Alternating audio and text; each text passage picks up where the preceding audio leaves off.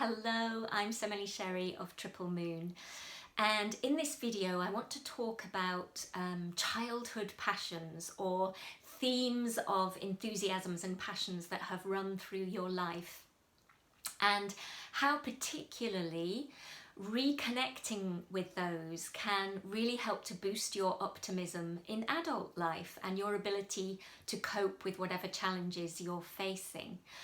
Now this subject that I'm talking about links in really nicely with my spiritual guidance for the month, so I'm going to post a link to that in the video below as well, so you can go and check that out as well to explore that further. So for me, I have always had a love of story and myth, and as a child I spent a lot of time in my bedroom reading. I was an introvert and a sensitive, and this was a way that I could really connect with the beauty and the things that inspired me and made me happy, to be honest, in my childhood. And so recently as an adult I attended a storytelling workshop, and it just kind of reignited all of that that connection with story and how it really helped me to understand life. And shortly after attending that workshop and sort of letting things bubble along, I went to visit a friend for the evening, and coming back from that it was late at night, which is very unusual for me. And on the drive back I saw 3 separate badger sightings. They were just running along the road or coming out of the hedgerows by the side of the car and running along the road. Now it's been a long time since I've seen a live badger, and to suddenly see 3 in one night, I was just amazed. I thought, okay, this is a sign, and 3, as you all know, is a Celtic magical number. So I took notice of that. And then the following day, I was walking along the track that I walk along a lot with my dog, nearly every day actually, and for the first time I saw a dead badger in the middle of the road. Now I'd commented to my partner when we got home after seeing these 3 live badgers, I'm amazed we've never seen a dead badger along the track at the top, because we could see the runs on either side of the road that they use. And I did say, I'm amazed we've never seen a dead one. And then the day after, the very day after, we saw this poor dead badger lying in the road.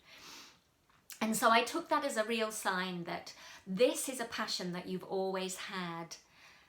And if you don't give it care and attention, and the passion you gave it as a child, it could die. Now, I looked up what badger means, and badger is linked in many cultures with the keeping of ancient earth secrets and with storytelling. And so, as always in my life, these things always tie together. And that got me thinking, and I thought about the presence that badger had played in my life, and I looked back. So as well as my love of storytelling, my bedroom in my childhood home looked over the back garden, where there was a hole under the fence, and it was a regular badger run. And a couple of times I did get to see, if I happened to be awake in the night, the badger making its way across the garden.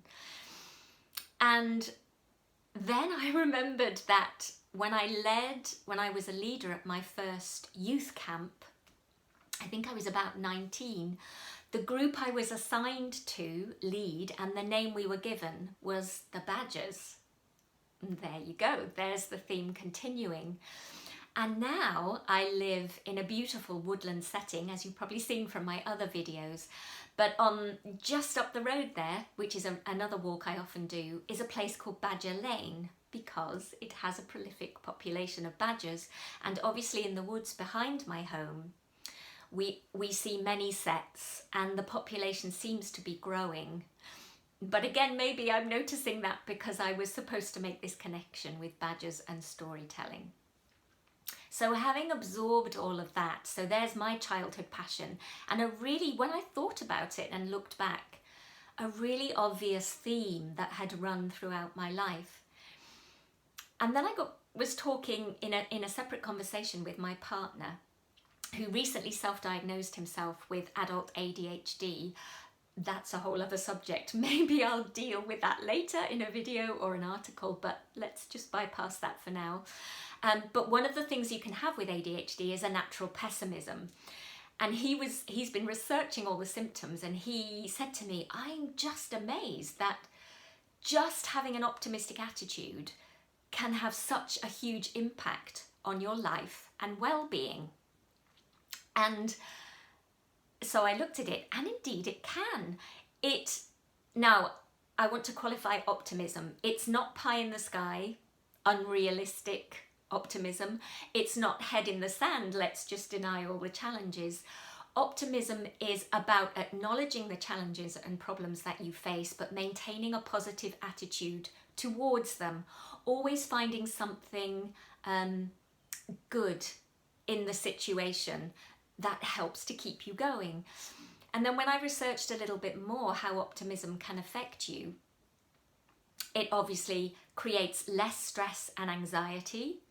You're more able to cope with change, with the ups and downs of life, and so you become more resilient and more adaptable. These are all qualities we all need at this time.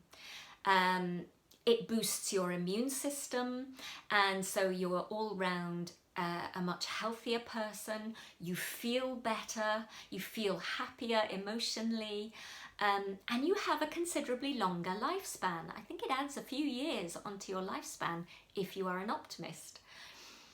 It also means you have better relationships and stronger social connections, because you both give and receive empathy, understanding and support.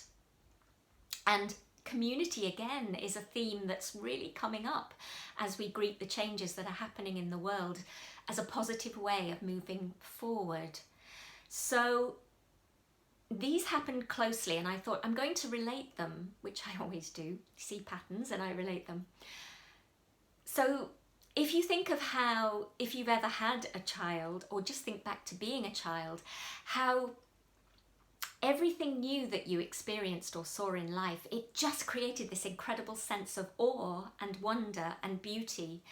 And mostly, unless we've had significant trauma in your lives, and I do understand that, I'm talking more generally, how in childhood we just have an inherent faith and trust in the benevolence and beauty of the world and life, and that creates a natural optimism. We naturally are very positive in the way we face things. And so I wanted to connect those two things and say, sometimes we can have lost our childhood passion, or we've let go of it along the way as adult responsibility builds up on us.